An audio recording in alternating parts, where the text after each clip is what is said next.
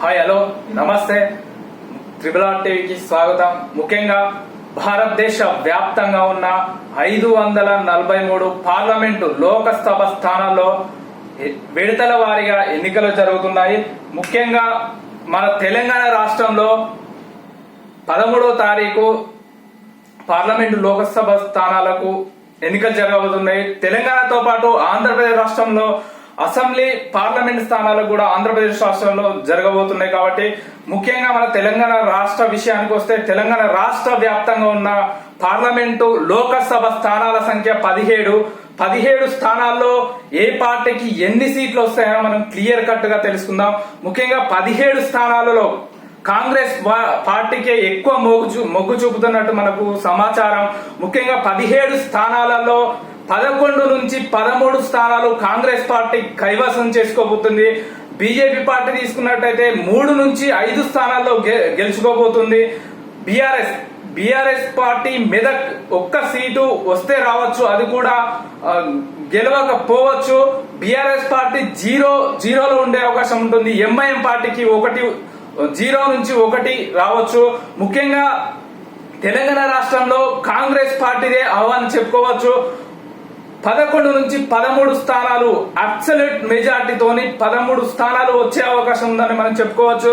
ముఖ్యంగా భారతదేశ వ్యాప్తంగా ఉన్న 543 పార్లమెంటు లోకసభ స్థానాల్లో బీజేపీ కాంగ్రెస్ మధ్య హోరాహోరీ జరగనుంది. ఈ హోరాహోరీలో బీజేపీ కాంగ్రెస్ పార్టీ హోరాహోరీలో కాంగ్రెస్ పార్టీకి అధిక స్థానాలు వచ్చి ప్రాంతీయ పార్టీలతోని మద్దతుతోని ప్రభుత్వాన్ని ఏర్పాటు చేసే అవకాశం మనం స్పష్టంగా కనబడుతుంది. ముఖ్యంగా భారతీయ జనతా పార్టీ అంశాలు తీసుకున్నట్టయితే ఈ 10 సంవత్సరాల కాలంలో నేను ఏం చేసినా, 10 సంవత్సరాల కాలంలో భారతదేశంలో నేను ఏమి అభివృద్ధి చేసినా మళ్ళీ అధికారంలోకి వస్తే ఏం చేయగలుగుతా, ఏం చేస్తా అని చెప్పుకోవడం లేదు. హిందుత్వ మతతత్వ రాజకీయాల వల్లనే ఓటు శాతం పడిపోయే అవకాశం ఉందని మనం చెప్పుకోవచ్చు. ముఖ్యంగా ప్రాంతీయ పార్టీలతోని, భారతదేశంలోని ప్రాంతీయ పార్టీల మద్దతుతోనే కాంగ్రెస్ పార్టీ ప్రభుత్వాన్ని ఏర్పాటు చేస్తుందని మనం స్పష్టంగా తెలుస్తుంది. ముఖ్యంగా ఆంధ్రప్రదేశ్ రాష్ట్రానికి వస్తే ఆంధ్రప్రదేశ్ రాష్ట్రంలో అసెంబ్లీ స్థానాల సంఖ్య 175లో వైసీపీ జగన్ ప్రభుత్వానికి భారీ ఎదురు దెబ్బ తలగనున్నదని చెప్పుకోవచ్చు.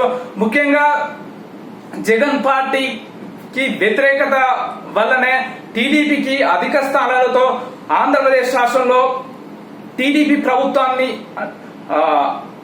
జనసేన